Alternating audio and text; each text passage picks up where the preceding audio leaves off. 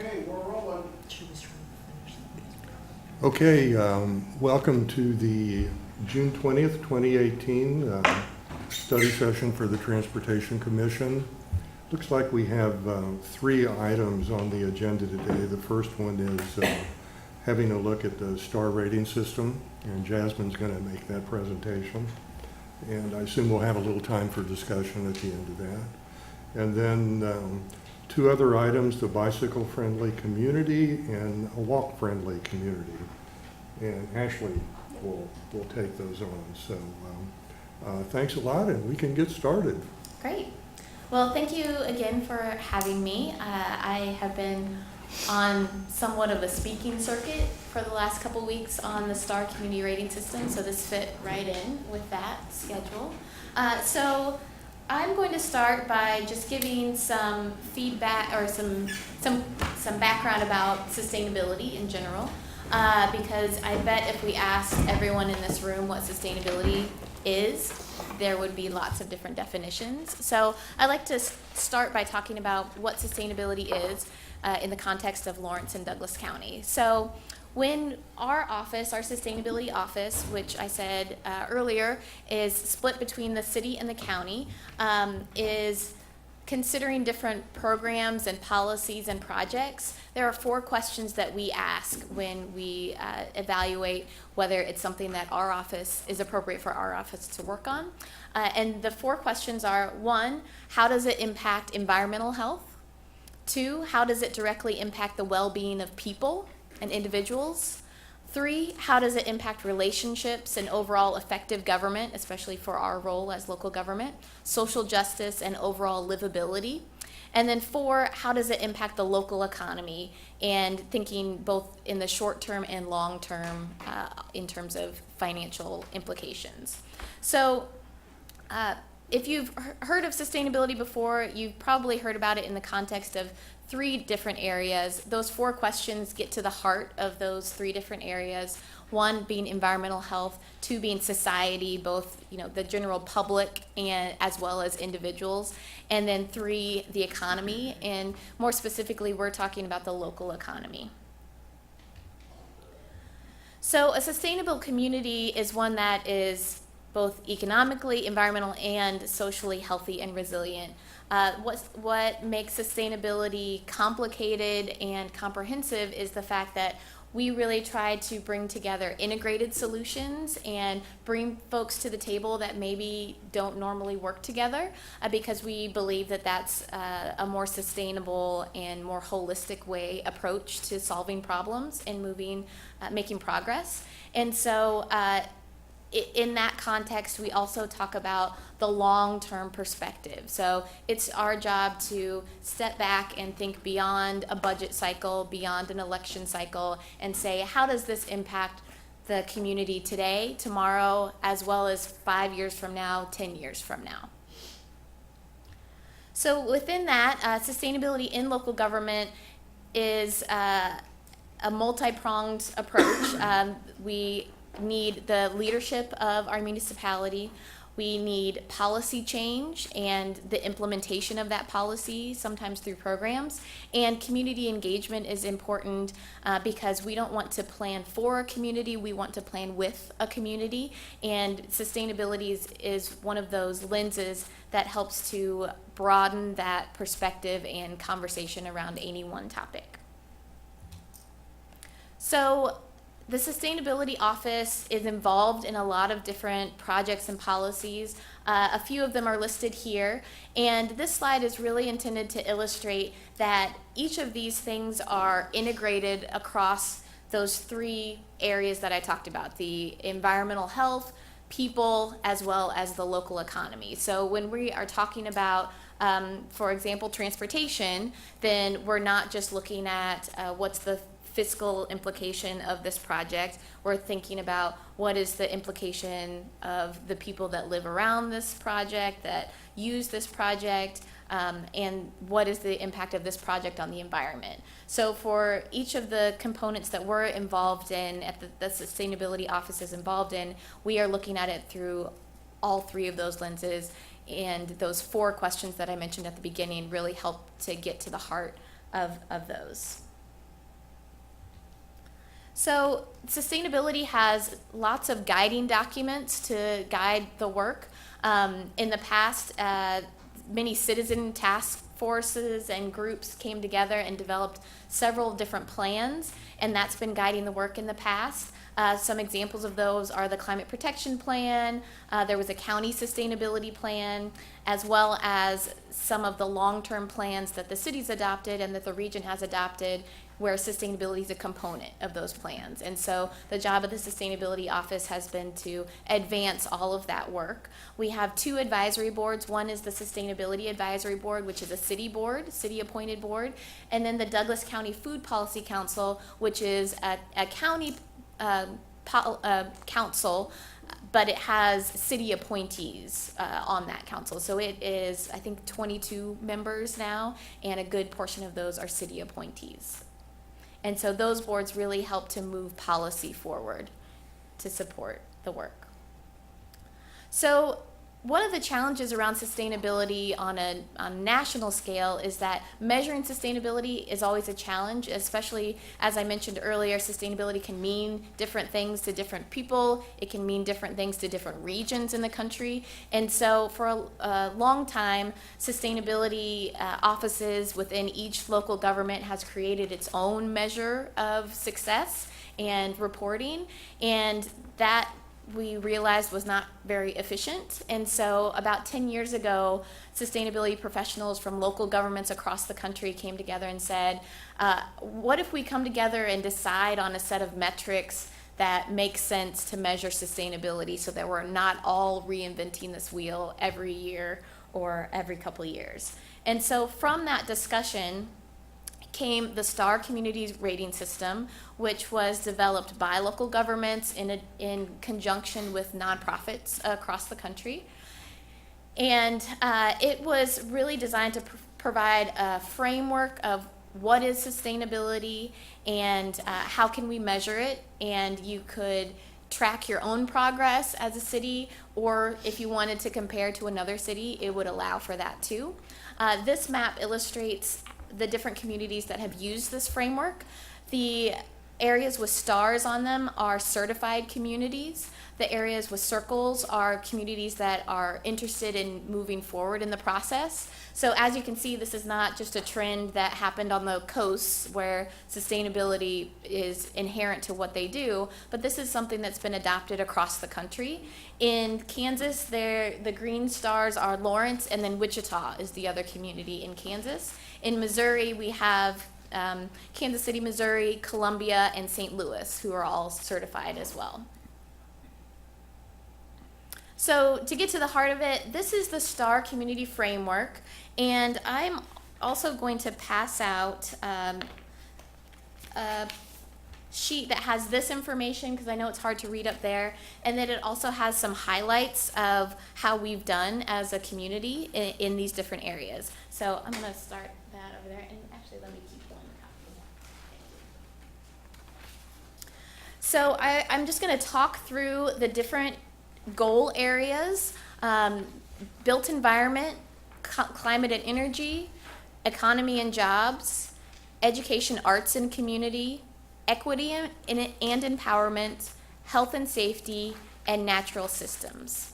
I will say that the STAR Community Rating System has been out for several years now, and one of the reflections that we've heard back from the STAR community staffing is that if they had to do this all over again, they probably wouldn't call it a sustainability framework. They would just call it a quality of life framework, because I think as you look through these different categories, it's really about the quality of life of a place. And there are some communities that don't like the word sustainability, but if we took sustainability out of the title, they would be okay with pretty much everything on this matrix here. And so I just wanted to mention that, because sustainability is about quality of life. Sometimes it just depends on your audience about how you talk about it. So what I'd like you to do is to just take a moment and read through the goal areas under each one of these categories, and circle or note one or two things that you think are particularly relevant to your work as the Transportation Commission. So read through all the different areas and then make a note of one or two or three areas that you think are particularly relevant to your work as the Transportation Commission.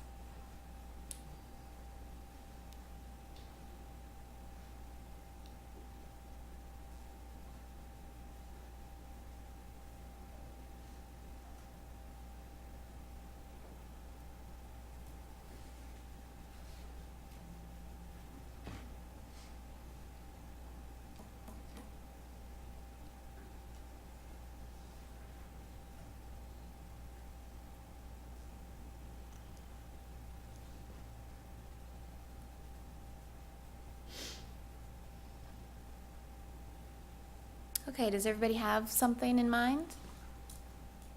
Okay, let's just experiment here. And would anybody be willing to share what you identified?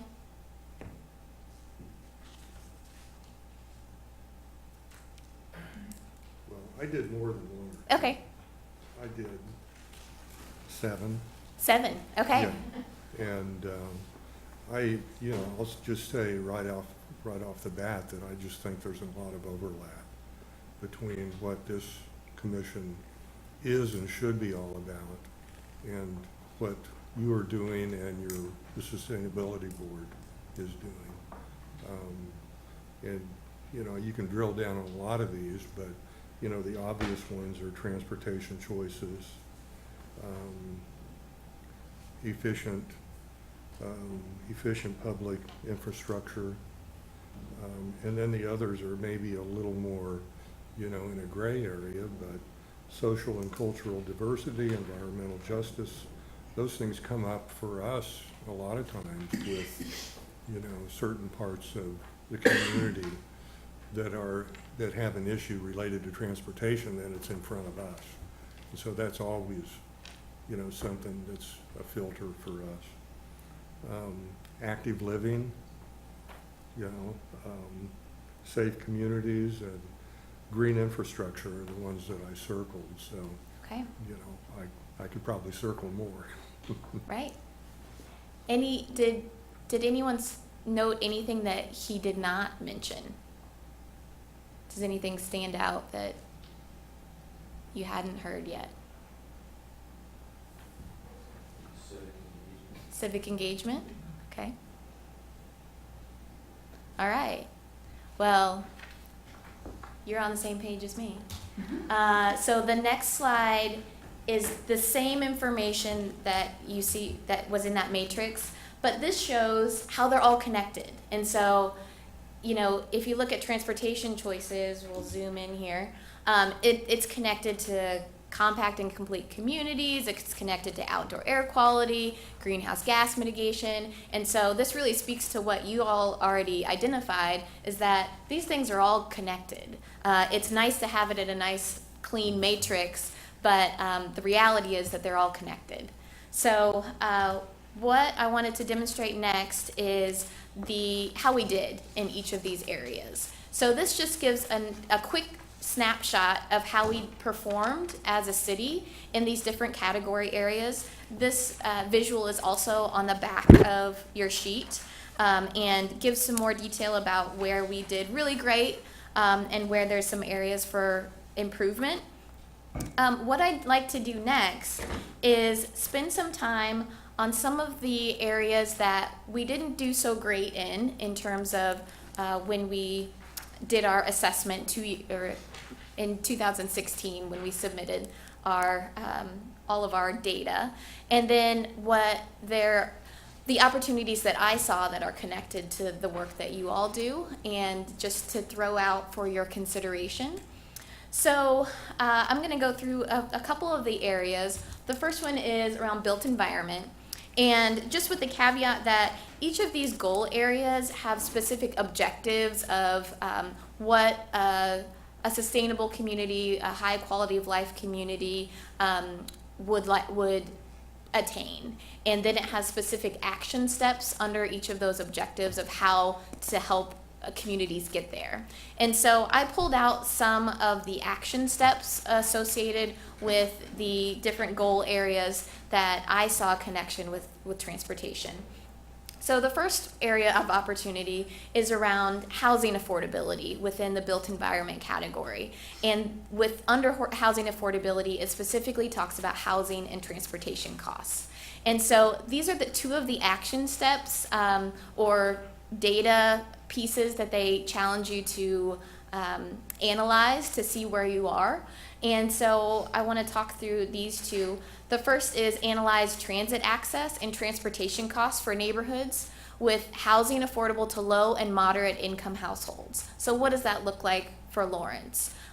It wasn't possible for us to collect data on all of the different action steps within STAR because there are hundreds of them. These are a few that we chose not to analyze at that point, but it's in the context of the affordable housing conversation that's happening in Lawrence right now. It would be really interesting to know how we stack up in these areas. The second one is a policy or a policy position that when new transit or other major infrastructure investments are made or planned, to analyze the impact to housing affordability so that appropriate strategies can be developed to preserve and create long-term affordable housing. So in thinking about when transportation projects come in front of you, is that a conversation that you're having?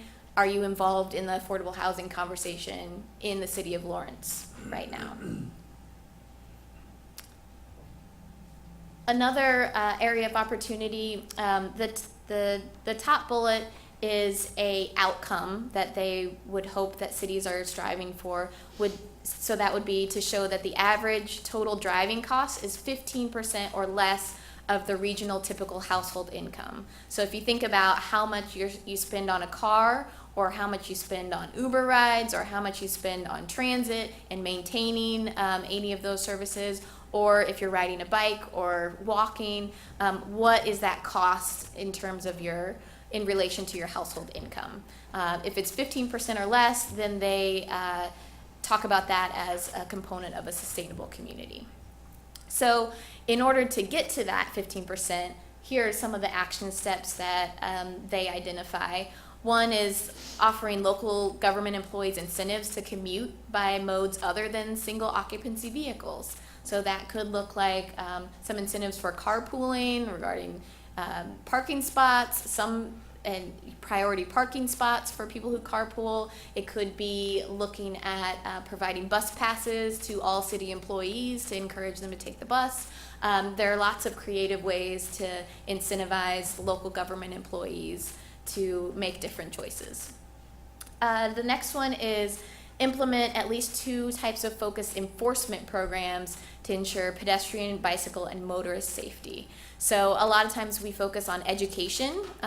This says that enforcement is a key component to promoting pedestrian and bicycle modes. And so what are the 2 types of enforcement that your community does? So another one is establish or support a community-wide public bike share program. This is something that KU has started to roll out this past spring. And so thinking about what a community-wide public bike share program would look like is another thing that could support that mode shift.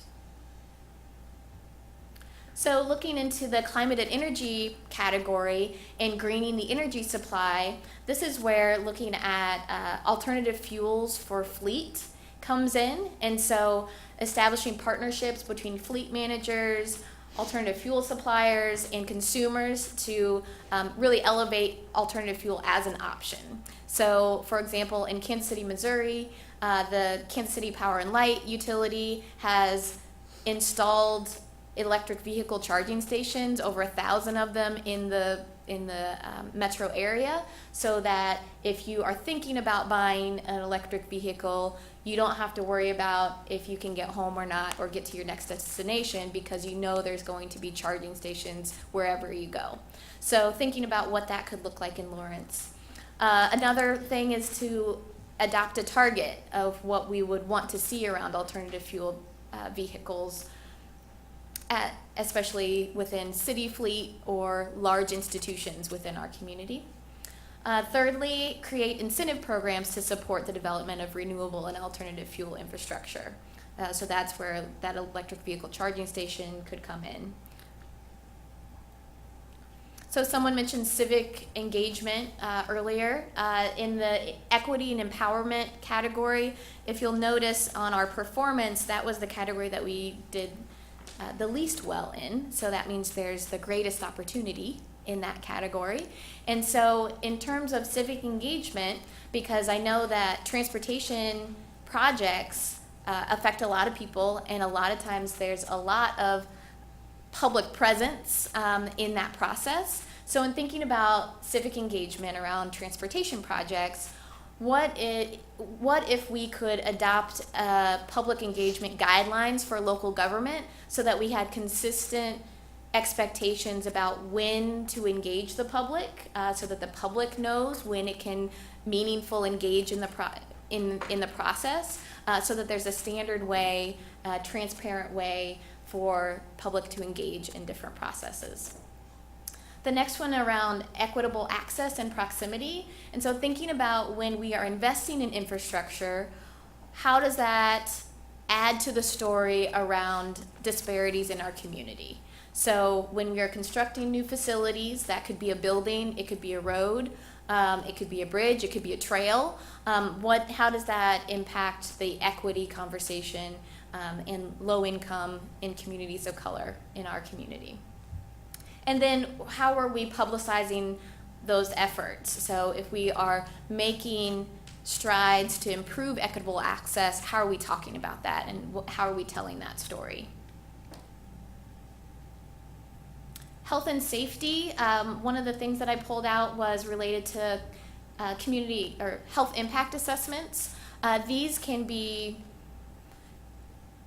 very short and quick and easy health impact assessment, which is called like a tabletop health impact assessment, where somebody can just take a checklist and look at a project and say, how does this impact health, to a widespread, huge study that could take a long time. But thinking about proposed infrastructure investments and how that may impact public health or health outcomes in a community, specifically around communities that are adversely affected.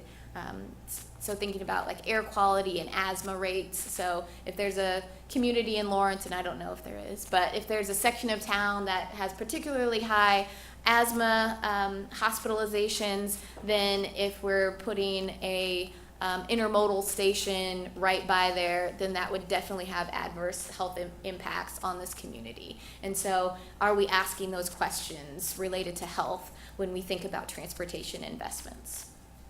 And I know that the health department, and Charlie, maybe you can speak more to this, I know that when I first started in January, the health department did a health impact assessment on LED lights and street lights. And so they came and presented to the city commission on their findings related to the health impacts on lighting. And so it's something that we have some resources in our community to do. Did you want to add anything to that, Charlie? Okay. So natural systems is another area of opportunity, and you mentioned stormwater, green infrastructure earlier. So thinking about how we can integrate green infrastructure, which is basically moving away from concrete to solve our stormwater problems or challenges, and moving toward natural systems like rain gardens would be the most accessible thing that you've probably seen around. But thinking on a broader scale, you can really use the natural system to mitigate large flood waters. And so as our climate is changing, we're going to see more intense flooding events, and you probably have seen that in your own house, probably. And so thinking about, we're going to see more and more of those intense rains in high volumes, and so what is our infrastructure designed to capture? And then moving forward, how should we be designing for the 100-year flood if that's no longer the 100-year flood? And how can green infrastructure help with that?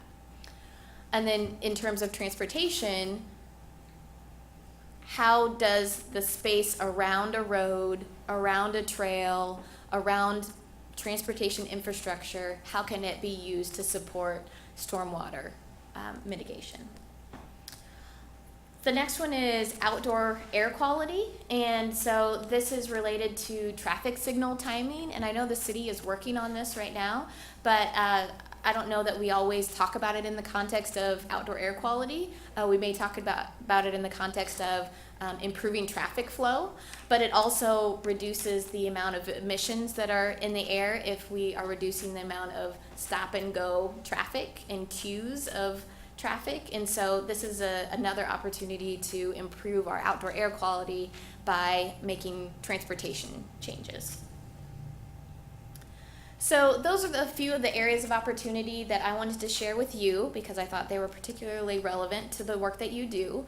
I wanted to also mention that we're using the STAR framework to direct the work of the Sustainability Office. And so I identified some opportunities related to transportation, but I'm also doing that for lots of different stakeholders. And so also analyzing where there is already momentum and how can we support that momentum, as well as how can we partner with the city, community organizations that are interested in the metrics around these categories. And if we are able to agree on the same metrics, then that is a more efficient way to move forward as a community. So if we can agree that, for example, in the City Commission strategic plan, they have an outcome related to proximity to parks, and so they have a goal that they would like, I think it's 100% of residents to be within a half mile of a park.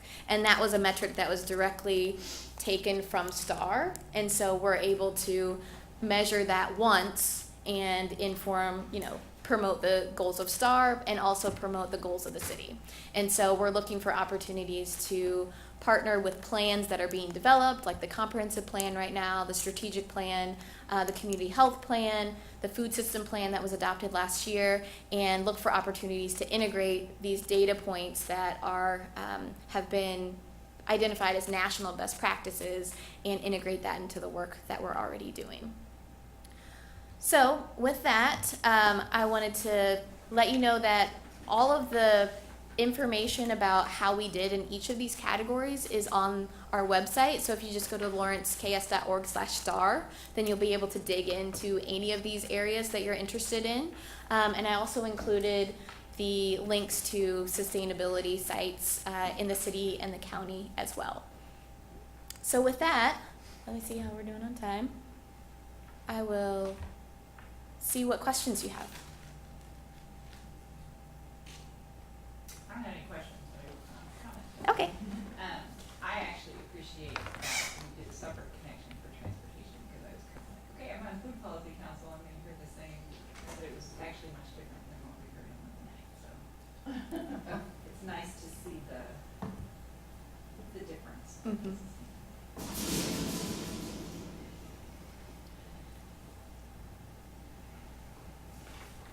Go ahead, Charlie. How do you know I haven't? I saw you taking all those notes. Oh, well, I only got 19 the last lot of connections to it. On the drill down on the city's site, it just has the score for each of the, I'm not sure if they're called subdomains. Mm-hmm. But I am curious around, like, the drop down on that. I know there's outcome measures and action measures. Is that information also available somewhere on the website? It's not on the website right now, but if you're interested, I can pull that data together. There's just a lot of information, so Sure. we just put the high level stuff on there. Yeah, I'm kind of interested in knowing not just all of it, but specifically what are the areas that the community, or whether it's city or county or whoever, has already identified as kind of ready for action, and Mm-hmm. is there something in that mix that makes sense for us to consider? Mm-hmm. This So- is a good presentation, but it didn't add the context around, like, what has the city already kind of identified as key steps going forward? And I imagine we can't do a whole lot, but there might be something that would be relevant for our Mhm. group to. So to focus I on. would say that we are going through that process Mhm. now, and so really identifying from our perspective, from the sustainability perspective, what we see as prime for moving forward, and then we are going to be engaging the stakeholders that are involved in those areas and see if we got it right and see if there really is momentum around that. So for example, like the bike share conversation, it seems like that's already moving forward, and so is there something that we can do to help support moving that forward in other areas where we may not see something that's is moving forward but we don't know about, and so we're going through that process now. Okay. So does that mean that if there's something we are interested in being involved in, just to reach out to you about that, or? Yes. Okay. And the items that I talked about towards the end of my presentation were areas that our office saw as potential for moving forward and having enough momentum to start conversations about at least. Is it possible for you to share the PowerPoint? So we can- Yeah, I'll put it in the minutes. Okay. That'd be So, great. yeah, she sent it to me, so I'll add both. I was curious on the built environment transportation choices measure for that domain. The outcome measure you pointed out was the transportation affordability, Mm-hmm. and then the 3 action items that you identified: the employee incentives, the enforcement programs, and bike share. Mm-hmm. Do you feel like there's a connection with that in transportation affordability, or are these just kind of independent? Those are ones that I know that we did not get points for in that category. There were areas that we did get points for, and so within that objective, we did move, we are taking some steps to move towards that, but those were just 3 that I pulled out that I knew that we hadn't done. I'm intrigued by the enforcement one, because some of our Yeah. discussions about.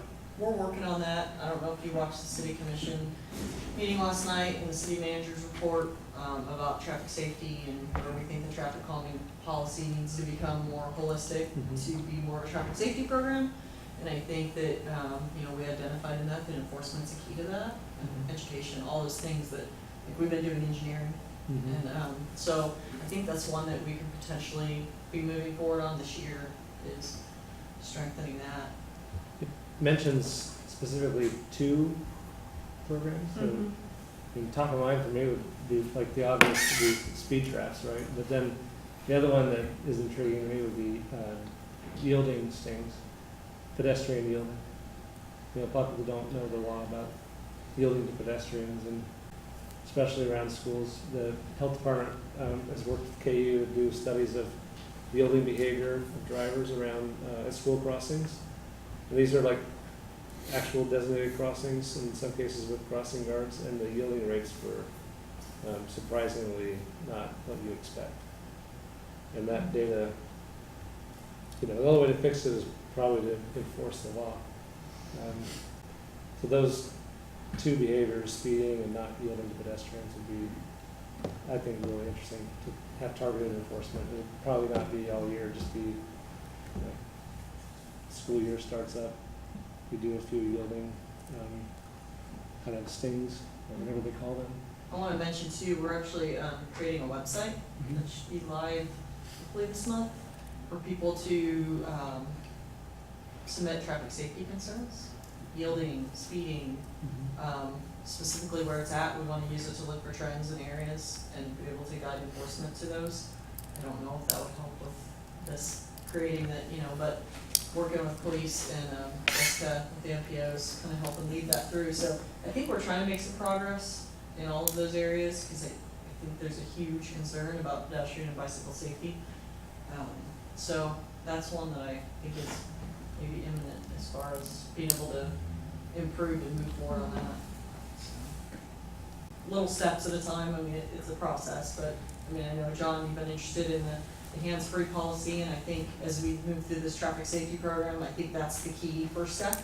And then we can build on it with, do we wanna have a hands-free policy in the city? Those type of things too, can be pieces that come out of that. So I think it's just something we gotta get established, and we can start building on it with the other items that we wanna tackle.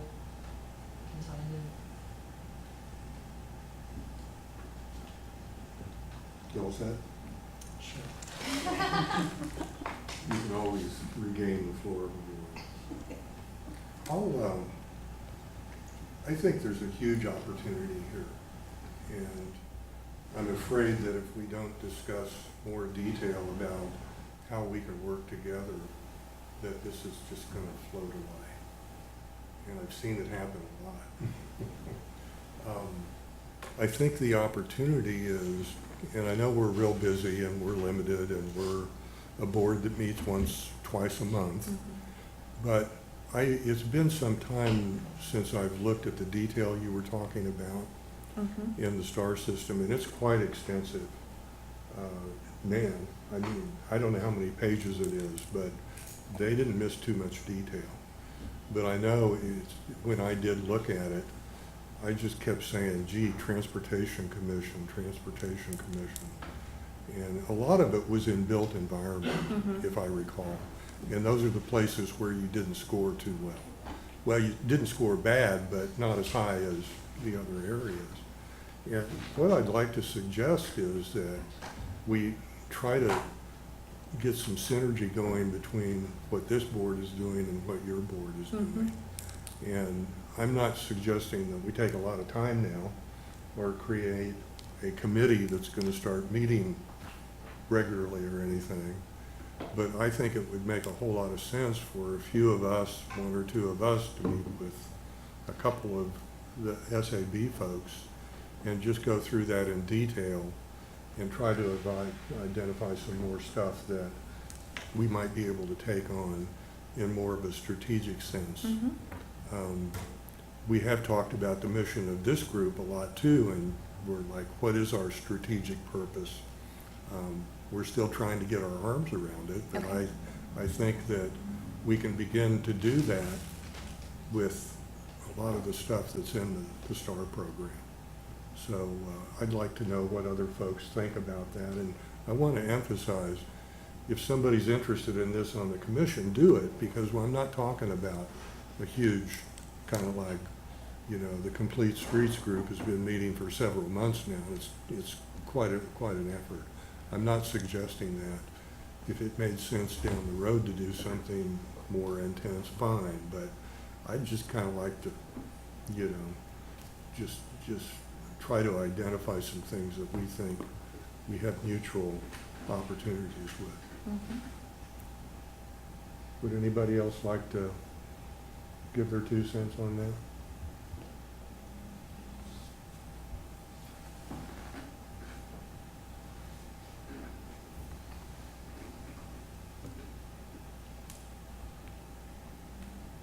Okay. I think it's a good idea. It's, Okay. if there's a few people who want to, meet and maybe come back to the group, we'll always have that commission items during the meeting. People can bring up, ideas of things that they think we should dive more into. So there's a couple that are, want to do that. Do you have folks, Jasmine, that you think would be on your board that would be interested in? Yes, so the Sustainability Advisory Board, they are looking at their priorities right now as well. Okay. And so I know that there are a couple of those priorities that would have some overlap with transportation, and so I think it would be beneficial to align priorities to really strengthen Mhm. moving those forward. But I will just leave it to you all to reach out to me when you decide what direction you'd like to go in. But if you like to move in that direction of meeting with a couple SAB members, then I would be happy to set that up. Well, I get the sense that people are afraid if they speak up, they might be signing up. And that's not the case Well, here. no, I think that you already, I mean, I don't know what else you were looking to, I mean, you pretty much summed it up, so I don't know that the rest of us need comment. Okay. Well, somebody could say, hey, that's a bad idea, you know? I think it's a great idea. Okay, that's fantastic. Well, we will reach out to you Okay. and figure out who amongst us would like to get that opportunity. Sounds good? Great. Steve, I just clarify, is the board going to be discussing transportation as a topic? Or is there any time when it might be valuable for us to participate in a discussion that they're already planning to have? For the Sustainability Advisory Board? No, I know that next month will be, the topic will be centered around the plastic bag ban. So not next month, but the agenda hasn't been set for the rest of the year. So we could use the meeting time to do some discussion, or we could meet separately. Sort of a different take on it, maybe to just see if there's an opportunity for, if they were to want to have that sort of topical discussion, for us to participate in their meeting Mhm. as however we can. Mhm. To just participate in that discussion. I think, that would be a little less of a commitment than a I think committee, that's but a it good might be, idea. it might be give enough, Yeah. might help us to, gestate over the ideas and hear Mhm. their input on what they think were priorities around transportation work. That might just be another option. When is your next SAB meeting? It is July 11th, I believe. It's the second Wednesday of the month.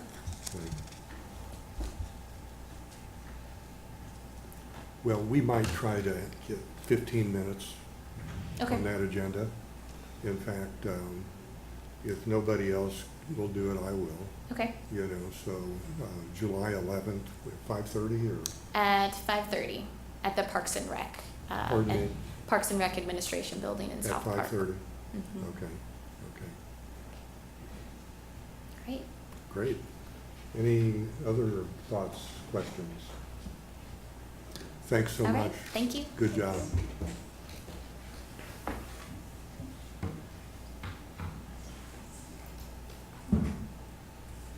Does everybody have one of these handouts? There's a not. Yeah. No, that's the other one. Hey, Steve, Yeah. I'm gonna be out of town that day.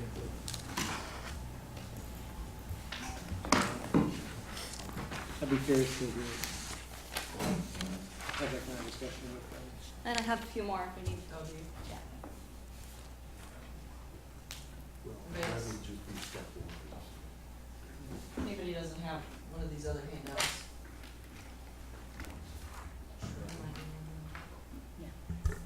All right. Hello. My name is Ashley Myers. I'm a transportation planner with the Lawrence Douglas County Metropolitan Planning Organization, or MPO. I'm here today to talk to you about the bicycle-friendly community rating and then also the walk-friendly community rating, and a little bit more into that. So first of all, what is the bicycle-friendly community program? So it provides a roadmap to improving conditions for bicycling and basically to make a better, more bikeable community a reality. So where are we? We have been a bronze bicycle-friendly community since 2004. We were renewed in 2006, 2008, 2012, and 2016. We are the circled one, so at the lowest level there, but there's 307 other, or we're one of 307 communities. And there's 78 in the silver, 26 in gold, and 5 in the platinum rating. There's 0 in the diamond rating, which is interesting and makes sense. We'll talk about that later. The feedback has changed over the years. The one that's on the far left is the feedback we received in 2012. And as you can see, it's really just a lot of narrative. And it says, or makes suggestions, but it's not very quantitative, where the feedback we received in 2016 is very quantitative and compares us to the average silver rating, so we can see what should we do in order to improve our ranking. Our feedback in 2016 is along the E's of bicycle planning. It's just missing equity. But for engineering, we received 4 out of 10 points. And the engineering is bicycle network and connectivity. Education, we received 3 points, which is motorist awareness and bicycling skills. Encouragement, we received 4, which is mainstreaming bicycle culture. Enforcement, we received 3, which is promoting safety and protecting bicyclist rights. And evaluation and planning, we received 2 points, which is setting targets and having a plan. Now, all of these E's are going to be incorporated in the new bike plan that we're working on right now. And this handout and these boards are actually from the bike plan open houses that we had last week and yesterday.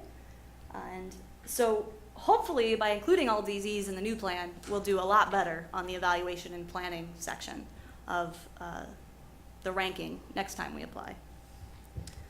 Some more from the feedback is we need to complete the loop and make sure that everyone can safely access it and other destinations from the loop. We need to increase staff time on improving conditions and create a connected network that provides access to transit and schools. Here is a diagram from the League of American Bicyclists, which is who puts on the bicycle-friendly communities.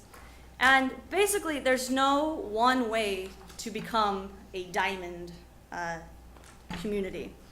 You can go lots of different ways through the little path here, but the key outcomes are to increase ridership of people commuting by bicycles, decrease crashes per 100 or 10,000 daily commuters, and decrease fatalities per 10,000 daily commuters. Then a little bit about Walk Friendly. So what is the Walk Friendly program? It's a national program established to make sure that people want to establish or recommit to high priority of creating safer walking environments. And that is done by improving conditions for walking, safety, mobility, access, and comfort. We have been a silver walk-friendly community since 2017. There are 33 bronze walk-friendly communities, 21 silver, 15 gold, and 2 platinum. Which is interesting that there's a couple platinum on the walk-friendly, but not, or there, I guess there's platinum, but there's not the highest, the diamond on the other one. Now, for the walk-friendly, their rating system is a bit confusing because it's not quantitative. It's this qualitative kind of walk-friendly thing. So the highest rating is walk-friendly, and that means we're making great efforts towards improving walkability. On the right track says that we do not exhibit characteristics that are truly walk-friendly, but we're trying, and needs improvement is just that we need to work on it in order to get better. So we received walk-friendly on status of walking and planning, and then engineering, and we were on the right track for education encouragement and enforcement, and we need to improve our evaluation. A little bit more that we received feedback on was that we need to complete more road safety assessments and also expand to automated counters. Formalize communication between law enforcement, traffic engineering, and planners, which I think that might be happening now with the multimodal staff team. Consider right turn on red restrictions, implement pedestrian wayfinding, and host an open streets event, and update the ADA transition plan. We are currently updating the ADA transition plan, so we're doing some of these things now, which is great. Then the question is, well, how do we actually improve our score? Well, it's more than a score, really. We really want to have more than just bike lanes and sidewalks. We want to foster a biking and walking culture.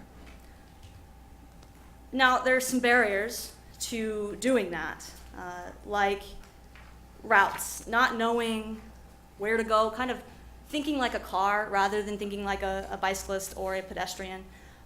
The straightest, most direct route might not be the best route because it might be too hilly.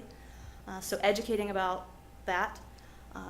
Also, end of trip facilities, so locker rooms or places where you can change. Weather is a very big issue because it's too hot or too cold. And then parking. If you don't know if there's going to be bike parking where you're going, it's hard to make that decision to hop on your bike. So those are all things we need to work on. So by working on all of these things together, we can begin to address these barriers. And the first one we're going to talk about is education and encouragement. There are several programs that we are currently doing that are education and encouragement, like the National Bike Challenge. The National Bike Challenge was a little bit different this year. It was just for the month of May. And Kansas actually won our size for 2 to 4 million residents. We beat Oklahoma and Utah and some other states, which is pretty exciting. Also, there's the Ride with Commissioners that we try to do every year. And there's the Rideability map that is put together every year, every couple of years from the MPO. We will be updating this map as we update the countywide bike plan as well. For education encouragement, there's even more. There's the classes. So the Confident Capable Commuter class that Parks and Rec puts on is wonderful. I actually took the class. Charlie took it with me as well. And I loved it. I mean, before taking the class, I was kind of cautious about riding in the street. But now I'm like, sure, I'll go. I was able to ask the questions that I had, and they taught me what to do. And so I feel so much better now. Yeah. How well attended was that? There were, 6 people maybe? 4? Yeah, Did it you was, do the April? We did the May one, but it was 2 years ago. Oh. And I'm not, Yeah. I'm not sure if they've had enough people to hold it since, honestly. it's definitely a good class. Yeah. The stuff I learned there, I used to teach my daughters, Mm-hmm. and they're, top-notch riders at 9 and 7 years old. I Yeah. inquired about They're it good. at the Yeah. community building the other day. I thought there was going to be another program in June. And the person I talked to, I haven't gone online to look at it. My comment would be, the one that happened in the spring was on Thursday, Friday, and Saturday evenings from 6:30 to 9:30. Right. And I'm like, gee, that just seems like a tough time. Yeah. So maybe if we broke it into like an hour and a half Well, and did it over 2 weeks. even like Saturday morning, This was This Tuesday, Thursday, 6 to 9, and then Saturday, 9 to 1. oh, well, I just was out of town both of those Yeah. times. well, that would be better. I just saw the evening classes, but if it was broken up, There's a lot of content also. Oh, I would really. And really practicing love riding to in the do dark, and so we need kind of the later time also. that. Yeah, But- okay. It would be nice to tie it in with the bike share program, Mm-hmm. Yeah, as they sign up to let them know about it. yeah, that's a great idea. That is good, yeah. Yeah. So hopefully there's more people interested in taking it, so there'll be enough people to make a class. Stephen Mason is the one who's in charge of that at Parks and Rec. Mhm. I can look into it though to see if there'll be If you enough could, class. I'm personally, I'd like to do it. Okay, all right. Okay, I'll let you know. Okay.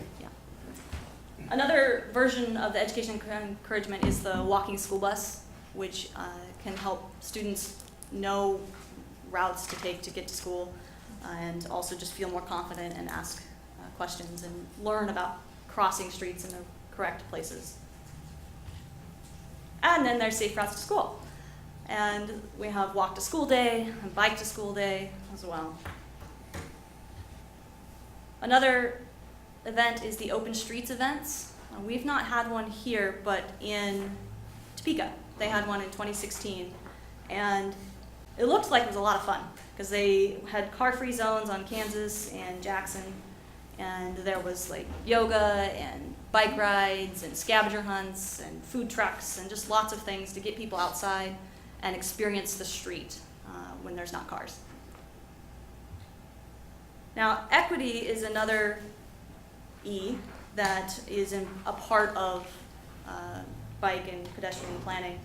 And this is a newer one that we are still figuring out how to do, but the Lawrence Unchained Bicycle Co-op is part of figuring this out because access to a bicycle for transportation is one of the key components.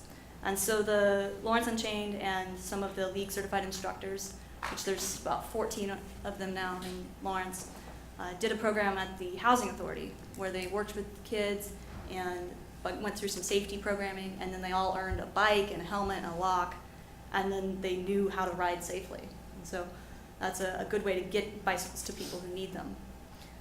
There's also the spatial distribution part of equity. Are we putting it across the city? Is it in areas that are low, people that don't have vehicles, so they need to get places by walking and biking? And that's something we're going to be figuring out as a part of the bike plan as well. Now, policy, not an E, but another thing that's important, because end-of-trip facilities like bike parking, like I mentioned earlier, if you don't know where to park your bike, you're going to park it in places that are illegal.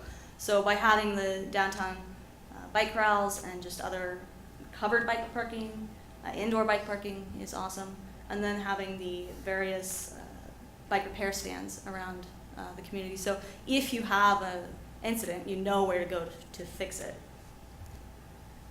Now, there's the policies that are not working, like those two versions of bike racks. So we're working on making sure that bike racks are installed correctly, because like the QT one is supposed to hold 4, but it's really just 2, and this other one is supposed to be 8, but really 2. I guess you could maybe get 4 if you did along the sides, but there's also the installing of sidewalks when you do a new project to fill gaps. That's another policy that we're doing. What is Yeah. the policy with these bike rack installations? So in our development code, it says it's like 2 feet by 6 feet, something like that. There's specific code. The issue is sometimes the builders just don't do it. So is it enforcement? You put Yes. it under policy, but It's a little bit of both, because the other issue is we don't have actual design standards for good racks in our code right now. We suggest using the APVP recommended styles, but right now it's just a suggestion. The Planning Commission is working to update Article 9, which is parking, and so they'll include it, bike parking requirements, design styles when they do that. So. But yes, it's kind of twofold. The type of rack and then actual installation, that needs to be enforced better.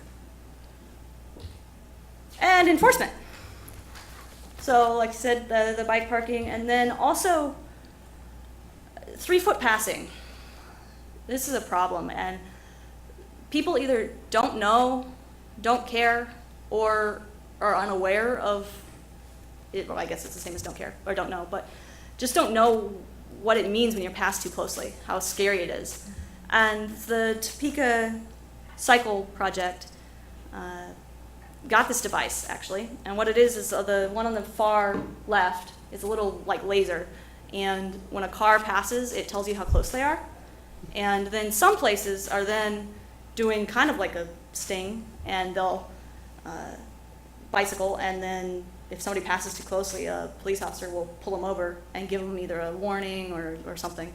I don't know if Topeka's doing that, but we are going to be borrowing this, and so we can collect data and as part of the bike plan and see how many people are passing too closely, because we have a lot of anecdotal data right now, but to have some, yeah. Yes. Have you seen the pool noodles? Yes. People, they'll put it on so it sticks out 3 feet and ride their bike that way. So Mm-hmm. Yeah. Have you got one of those? I actually have baskets on the back of my bike that are kind of wide, and so I feel like it kind of forces people to go around me a little bit more. I really like it. But as part of the bike plan, we're going to be making some videos, and one of them is going to be about 3-foot passing. So hopefully we'll be able to get the word out even more that people need to give 3 feet. It's the law. Don't pass so closely. Another thing is evaluation. So every year in September, we do annual bicycle pedestrian counts. This is completely dependent on the number of volunteers we have. Many of you have volunteered for us in the past because it takes 6 hours of counting at each location in order to have enough data. And we partnered with the Flint Hills MPO and the Topeka MPO last year to purchase some automated counters. And so we are experimenting with them right now. We have them for a third of the year. And so it's been awesome to get some 24-hour data, and we're going to be able to compare that to our manual data and see how we do. So there's 2 different versions. There's one that counts pedestrians and bicyclists, and it's a box that you put facing the sidewalk, and it's a little laser, and it just, when you pass it, it counts it.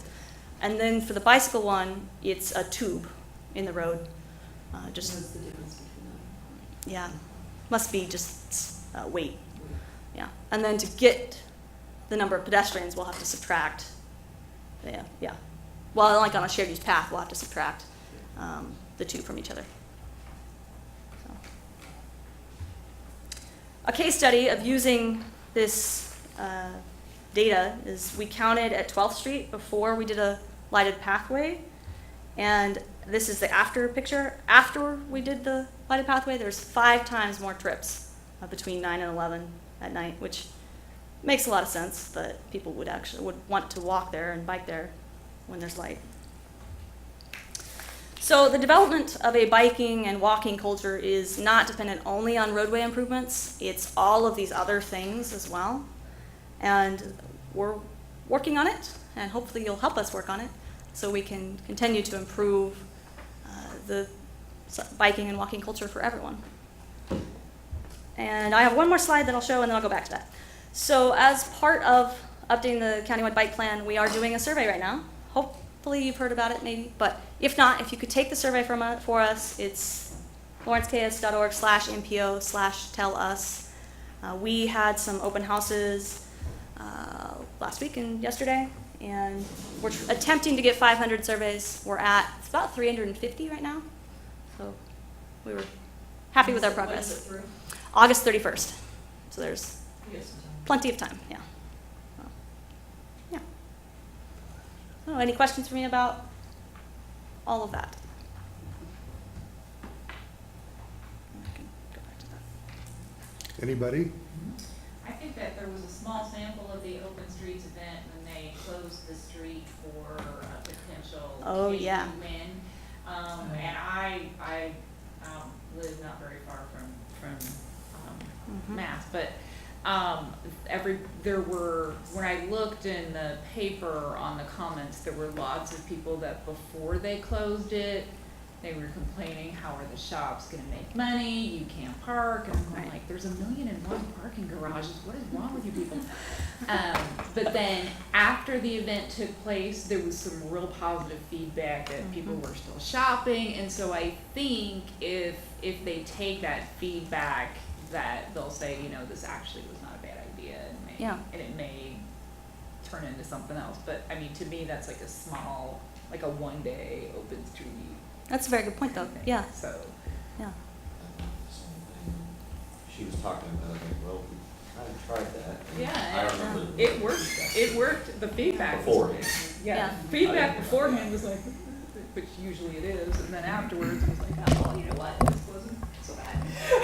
I think we still have some work to do on that, though, because there's been a conversation about a bike race recently that was going to shut Mass that had a lot of negative feedback and got denied. And I understand there was timing implications with that. It was very short notice too. But I think there's still some more work to do to convince I mean, Well, if we you're are- gonna do we are something a- like that, We you, are a world of very short-term memories, so it's Exactly. probably like, Exactly. what, we did this already, what? and if you do something like this, I think it has to be in an area that has the shops and the restaurants. I don't think doing an open street event somewhere that's not downtown would probably be as successful. So I think there's work to do on that, and I think it's a good idea. I mean, we had that webinar on these, Yeah. Several months ago, and we talked about, do we think we could ever get there? And there's still some work to do on that, but I think it's a maybe good goal in the next few years. There's a street in Denver that no cars are allowed on at all. It's like completely pedestrian by, and it's, I mean, it is packed with people. So, can be done. Kansas City and the West Portland said they shut down that street. It's kind of, it'd be similar, comparable to that, and not every day, but on the weekends, like Friday evenings, they have police there, and people can walk wherever. Yeah, in Silver Spring, Maryland, it's closed off during the day, and there are restaurants and shops and those little fountains that kids splash around, and then at night, they open it up to party that way. And it's always packed during the day, weekdays. I'll make my broken record comment Okay. when we have discussions like this, and that's,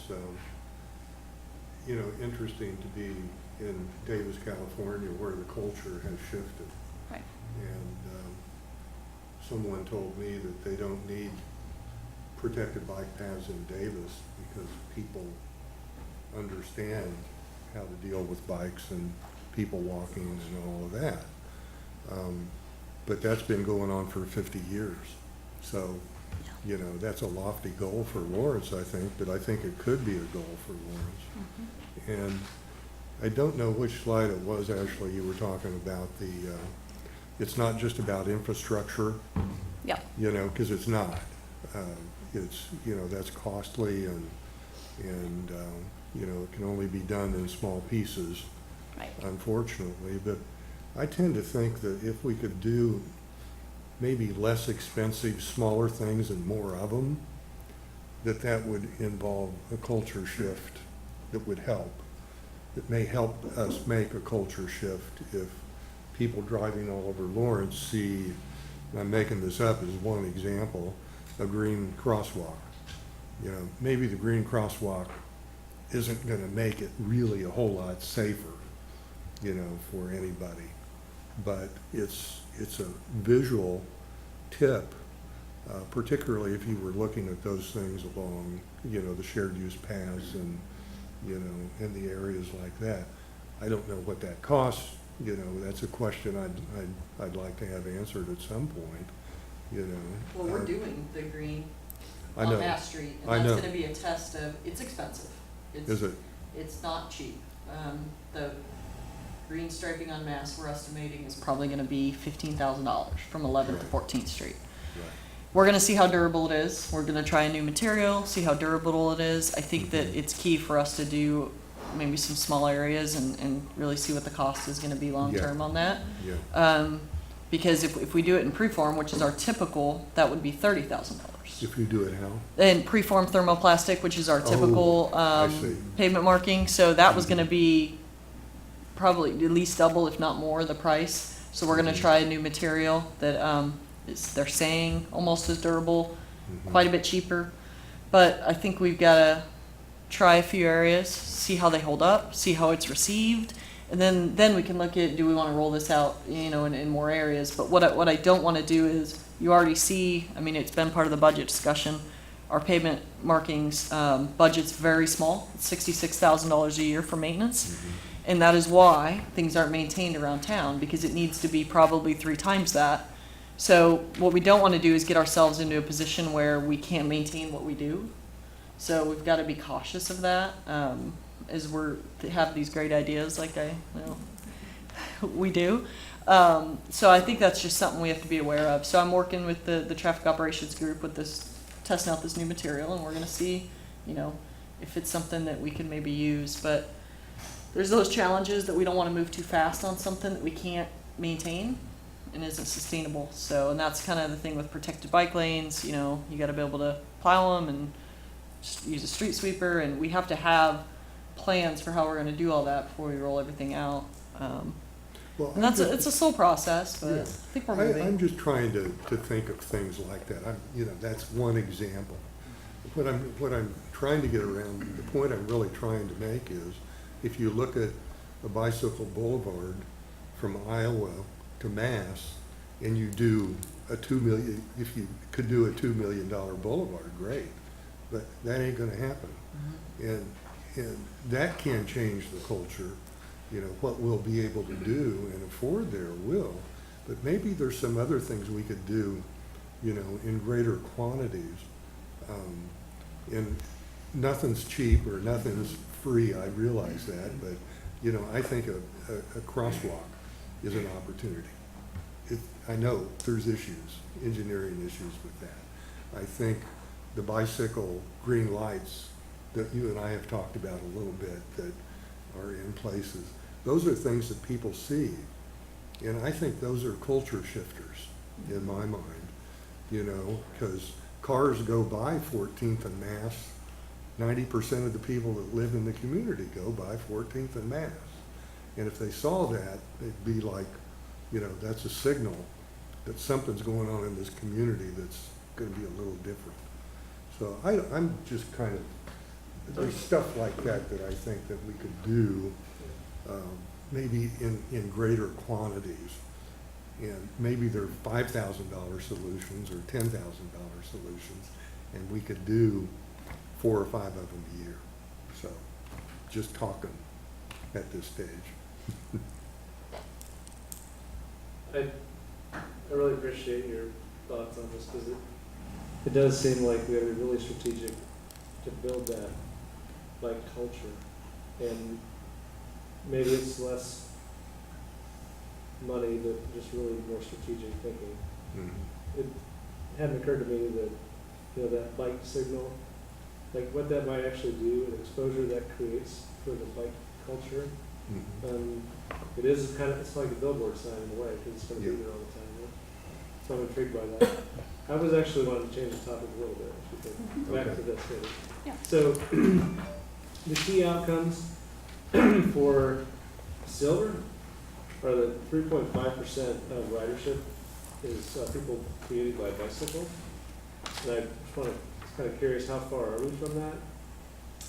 And like, as a community, do we have goals that kind of resemble these goals? Have we set a goal that, I was looking at the STAR system, also it has, under its outcome measures for the built environment, 60%, I think, was the cap for, let me pull it back up.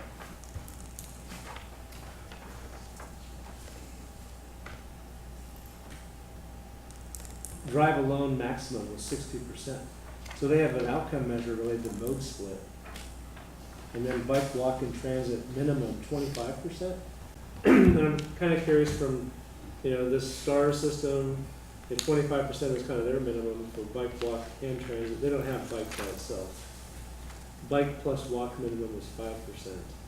So you guess you get partial credit if you get some of those. But this one has a 3.5%. I just didn't know where we stood, and So as a community created a goal, is that something we could take on as a way to measure that we've made progress because we're hitting this outcome measure that seems relevant to this, or perhaps to the STAR system? So, 2 things. One, our key outcomes. Let's see if I can zoom in.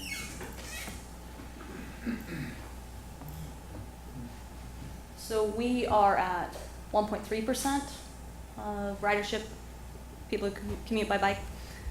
And then there's our safety, so So we've hit the target for 2. yeah, we actually have. So ridership is really a key metric for us to Mhm. think about. How do we get more people to ride? Right. That'll probably maybe impact our safety measures if more people are riding. Yes. So it could be a double-edged thing, But that's per bicycle commuter, the fatalities per bicycle commuter is the safety, so as more ride, you the get, crash one seems closer to the line. but at least it's per bicycle commuter, so it's going up. I mean, if it goes up as your bicycles go up, your percentage could Yeah. stay the same. It's- And in some ways, I think the more people that are riding, the safer it becomes, because Yes. drivers become more, acclimated to seeing and looking for people on bikes. Mhm. I think the bike share thing could be one of the biggest, getting back to this idea of promoting the community, to the community, that there's a culture of cycling that they need to be ready to accept. I mean, there was something in the Journal World comments recently that it was about maybe the money being spent on bike boulevards, and the comment was like, well, I have a pothole over here. You know, my thought, have you told anybody? Because it'll get fixed in a heartbeat if you do. Because it does, right? But this notion that a pothole is more important, For my car. yeah, I think it's all about the driving culture. And I thought, well, I wish someone would have said that pothole because a bike might get hurt. You know, someone on a bike might get hurt. But that wasn't what they were suggesting, I'm sure. It was more around the fact that it impacts how they drive. And how do you get people to recognize they're sharing the road, that there are lots of different types of users. So the culture we want to promote is one of kind of accommodating each other in all the various choices we make around moving around the community. And you know, having more people riding helps do that.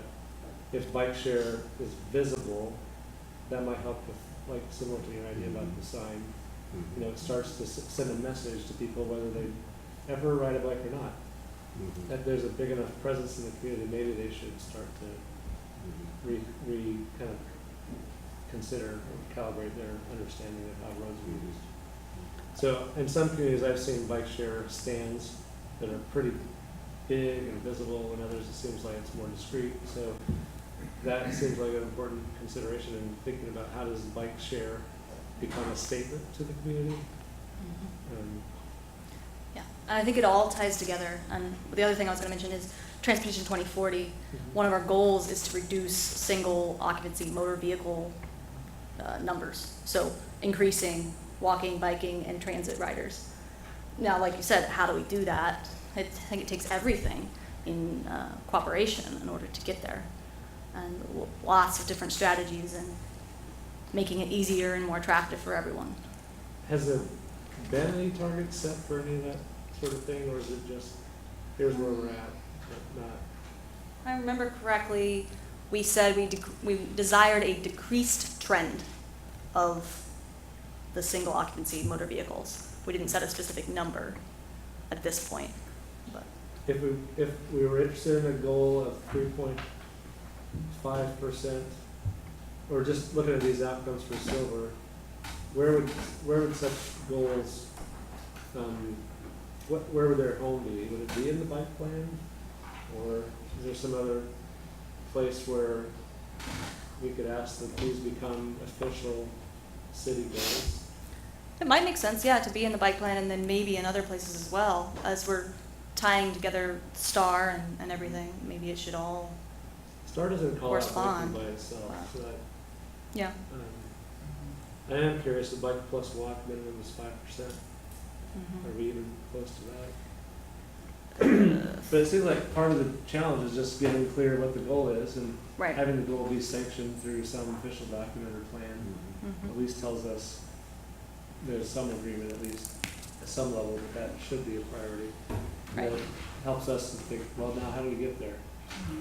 Right. And then doing some of those things you identified, like having bike parking and walkers and, Yeah. you know, that's at the end there. And then making sure that that finds its way to the budget. Right. And then it's approved, you know, so that it is easier for, you know, a lot of people say they don't want to ride a bike to work because then they can take a shower and change clothes and Right. park their bike safely. And so if we made that part of the goal, then look at that and say, did that increase ridership? Mhm. I'm really with you, Charlie, because the nice thing about the STAR system is, boy, is it detailed. And it's Yeah. very clear what the points, what you need to do to get the points, and why you haven't got the points. And I'm kind of with Charlie. We, you know, kind of talk at a little high level. Well, how are we really going to make a difference? Right. And it's really hard to get there. Mhm. You know, I understand that. Can I mention one thing I think that ties into what she said, and I don't know how we get there, but I think, Steve, you've been trying to do it, is engagement. So everything I've heard since we announced the bike boulevards has been negative. Those are the people that are showing up and speaking up.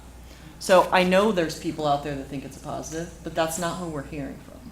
And I think somehow we have to make sure with the engagement piece, we do a little better job of getting all sides there, because I've gotten so many phone calls going, I've lived here 20 years and I've seen 2 bikes on 21st Street. Well, I know that's not true, but that's what people think.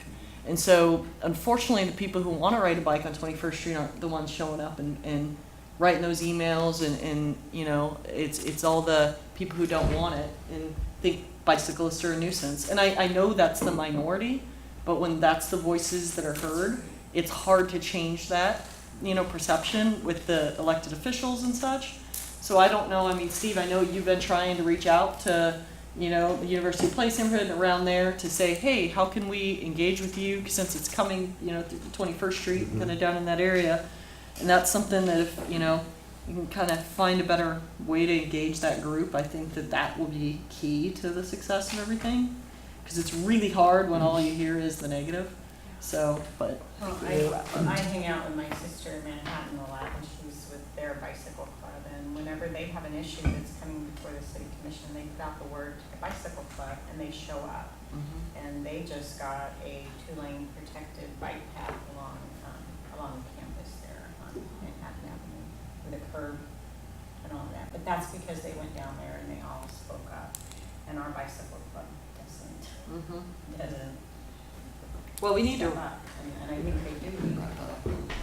I have Yeah, to- if anybody's got a way to try to kind of activate that group and try to get them more engaged. I mean, we see the couple regular advocates here, which I think are good, but hearing it, you know, when you hear it from the same person and it's just the one person over and over, it's tough to see that that represents a larger group, so. That thing about, I've only seen 2 in my time I've lived here. You know, I recall when Castle Drive discussion was, when it's, well, the first beginning point of that, there was a resident who put up signs in her yard, you know, kind of saying, no road diet here. And I think Chuck had reached out to us in the health department, or someone reached out and asked if we could help in any way. So I met with her and stood outside, you know, in her front yard for, I don't know, an hour or so talking, and there were, I think, 3 or 4, maybe even 5. There's like a lot of people that were on bikes that evening. You know, they weren't riding in a safe manner entirely, but they were, well, there's not a safe place really on that street. So, but it was clear that there were bikes on that road. And yet her recollection is there are no bikes. That's the thing, is the bikes are invisible to people. So 21st Street, I remember just recently I'm not in that neighborhood, but I was driving through there, crossing 21st, and I looked left, there's a bike, looked right, there's a bike. So they're there, people just don't pay attention, you know, which is part of the, how do you elevate the, like, idea that this is a place where people are riding. Where I happen to live, you know, I take the girls out riding all the time, and we go through our neighborhood and we're on the street. I've just told them it's not safe to be on the sidewalk, and that's just how they're gonna learn. So we're on the street, and I don't have any real data to back this up, but I could swear there are more people that ride in our neighborhood than ever. It's just that the more people do it, the more people do it, the more people do it. That's, And if it's possible for people that are around 21st Street to actually just go ride that street, especially with little kids, take them out there on the street, it'll start to change driver behavior, and people will start to kind of gain, oh, I could do this too. I mean, I see a lot of kids out riding in our neighborhood, and I think it wasn't like that just a couple years ago. Maybe we can look at organizing some event where we can have some bikes out there and bring the community in and, When that you know, neighborhood something. association meeting is. Yeah, or you have you it said they have a outside someone's they have house a, and stand there for the hour barbecue and or- see how many bikes I think you said Well, they have something coming up soon. They do. With the, It's the Centennial group. If you go from Mass to Iowa Street, I think you hit Centennial and then Schwegler. Well, those are the only 2 between 19th and 23rd neighborhood groups.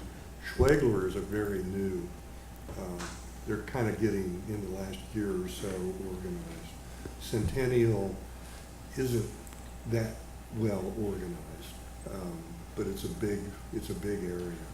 And I think that's where you guys are hearing most of the negative comments. But there is an it's opportunity. between Naismith I have and one step to take Louisiana. with some people. I was going to send a NACDO document on boulevards that just kind of outlines what they are and a few things. Actually, I was going to try to edit it down because if somebody gets a big document, they're like, well, going to pitch that. But I was going to try to do like a half page or a 1 page and send that to Eileen, actually, because she expressed some interest. And I did a memo recently. I don't know if Oh, you you saw did? that. I It didn't went to see city commission. So as we were getting the feedback and this was going through the iterations of city commission for the main traffic ways and all that, I think it was to the agenda on the 12th, I believe, if not the one before that, to city commission. I can send it to you. And it was a page, maybe a tiny bit more than a page, that talked about the pedestrian issue bike task force and why these were recommended and what the priorities out of that were, and kind of where we're at with this, what process it went through for approval, what are the next steps, what are typical elements of a bike boulevard. So Oh, yeah. it went into, I don't know, I did that, I sent you the email that we had put together, and then we eventually formalized it into a more comprehensive memo that we attached with city commission when those went forward, to try to kind of dispel some of the rumors that were going around that we're shutting it up to cars and, all of those things. So that might be something that's useful to Steve. Is it attached to the commission? City agenda commission?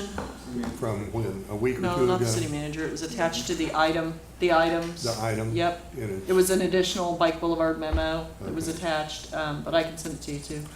So, if you Could could. you share that? If- yeah, with all of us? yeah, I Or can did shoot it that- to all of you, just so you know. It was kind of a last minute thing we put together, but I can share that Are we with the still group. going with the consultant to help with the design? Yeah, we will. We had a little hiccup last night with traffic calming, getting through, which 13th Street Bike Boulevard have to get the debt resolution before I can go out for a consultant.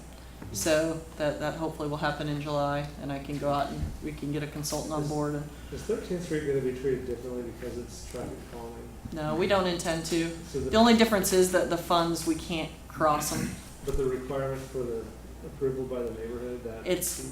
It's also per the current policy or directed by city commission. So you don't, so we're kind of taking the tack that we're gonna do public engagement through the Transportation Commission and City Commission. And then when City Commission approves that, that's kind of the direction to install those, was how we were looking at it, because the policy does leave the out 70% vote or direction of the City Commission. So we were planning on doing that through that public process, instead of through the typical traffic calming, So getting you can, votes. you can just skip the 70%. Yeah, it's an or, so Okay. it seemed to be more effective, given what our goal is. It's not truly just traffic calming, it's a component of, so, but, Okay. can we chat real quick on the July meeting, just for 1 second? So we were planning to do we originally were thinking the July regular meeting, and then we talked about the study session for the complete streets draft. Our legal department's gonna wanna see that before it's rolled out publicly. Okay. So that's probably gonna have to push back to potentially August. So any ideas for a July study session? Everything we've got for like potential other topics are not things that are timely right now. We can cancel it if we don't have anything, but,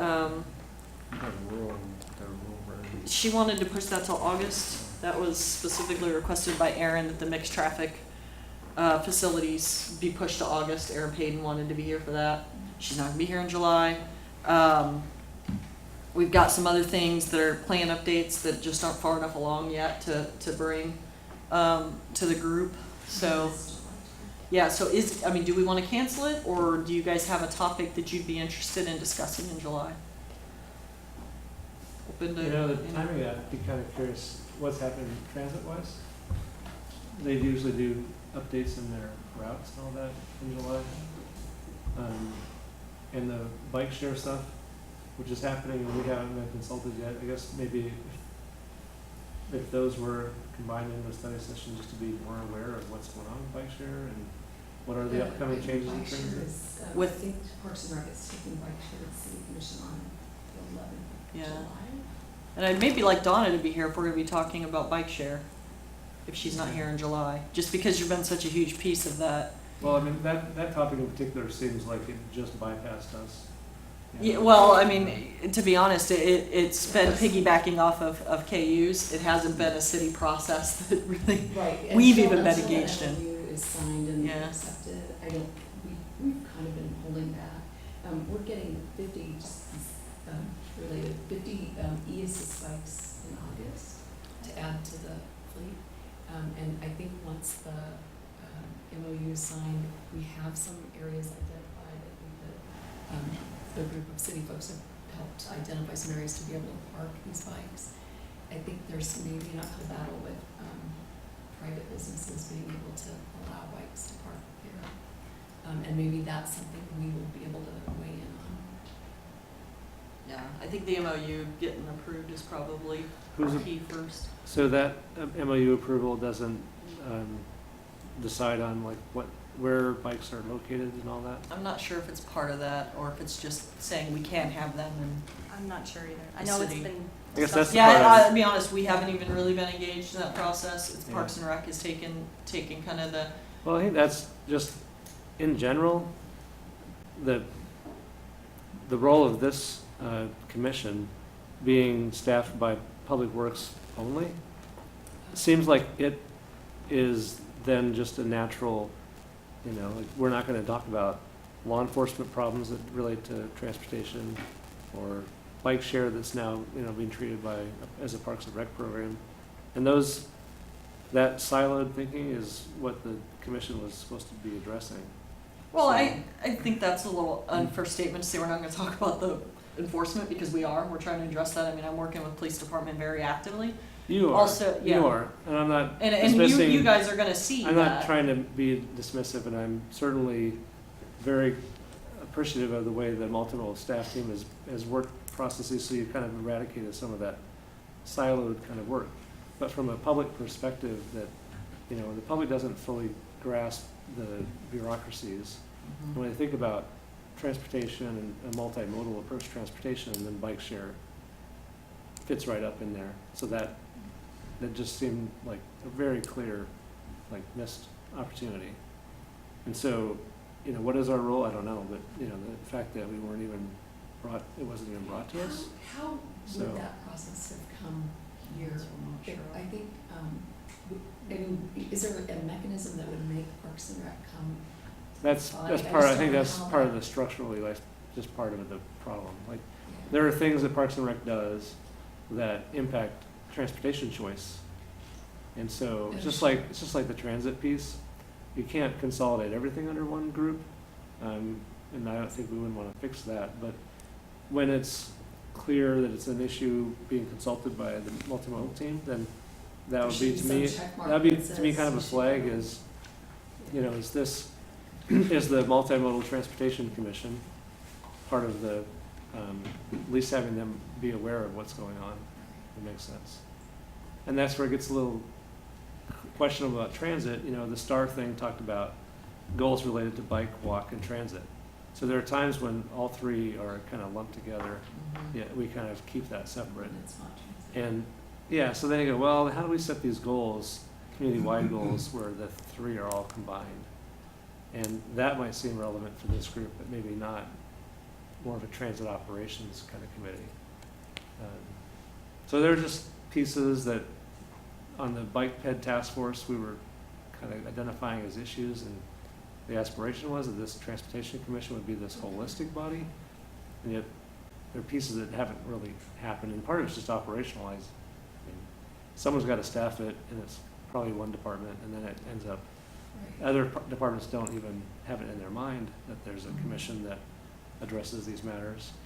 So, Derek was attending a lot of our meetings for a while. He sat over, and I was thinking of this certainly for a work session. Hey, come on over and sit down and join the conversation.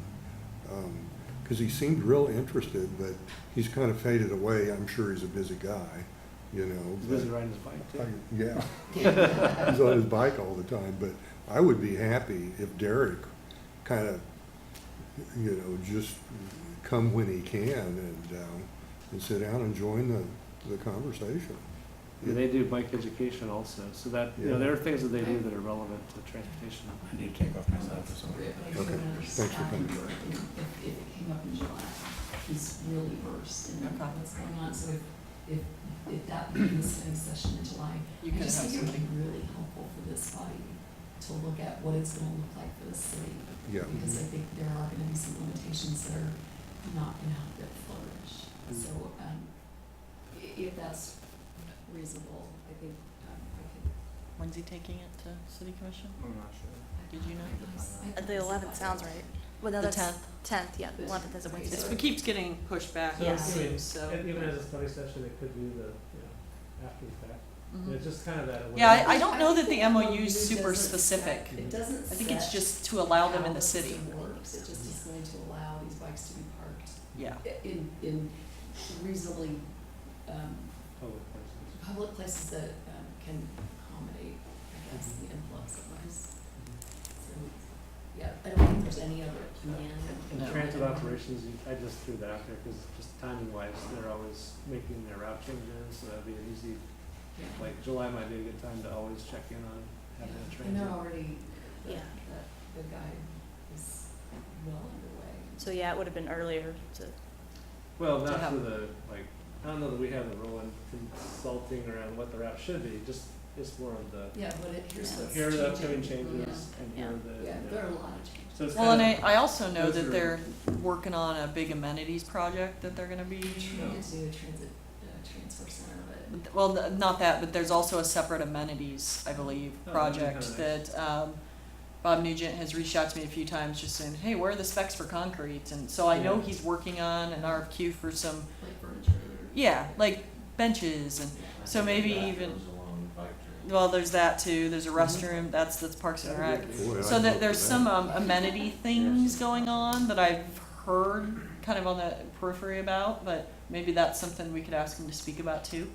yeah. It's just where he's planning to put those things and. I mean, at least once a year, we ought to have Bob Mhm. here to say something about what's happening in transit. Yeah. Otherwise, we're gonna really lose our, you know, we have one person who may be putting himself on the agenda every so often Yeah, to speak about what's happening. we can talk to him and see if he But can do it's- anything it's- for July. It's hard to, I mean, the city's a big bureaucracy, there's a lot of divisions, and so being intentional about reminding people, oh yeah, there are people that, you know, use our roadways by traveling in a bus. And I think it's hard for us because we get so engrossed in our own projects that it's really hard for us to keep track of all the other goings on of all the other departments. And so a lot of times it's not intentional. No, I don't think, It's, I can't, you I know- can't imagine it is.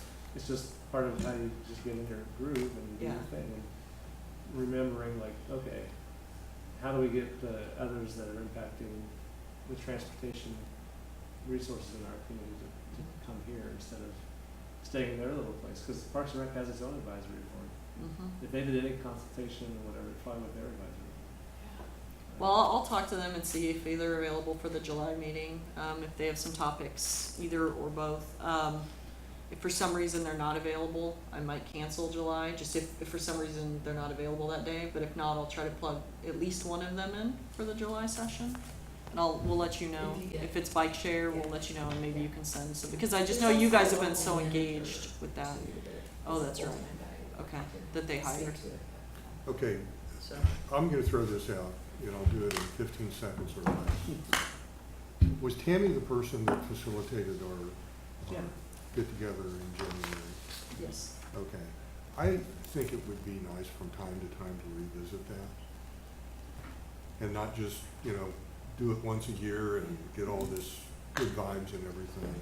And just have her come in for 15, 20 minutes and talk about, okay, we said we might want to do this. Are we doing it? Or should we be, or did it not matter? So that's something that I think would be appropriate for a work session. Good idea. I- We set goals at the beginning of the year, we could Yeah. look through. Yeah. Yeah, I think we looked at them last month when we talked about the work session with city commission too, but yeah, Yeah. probably more in depth. Okay. I think that would be a good deal. I have one other thing not related to that, but, so Mhm. these are from the open houses and the PDF of all of these are online. And in it, there's pictures of all the different bike facilities, and there's one about bike boulevards, and with a little description that might be helpful for your discussion. Okay, Just wanted to put that out there.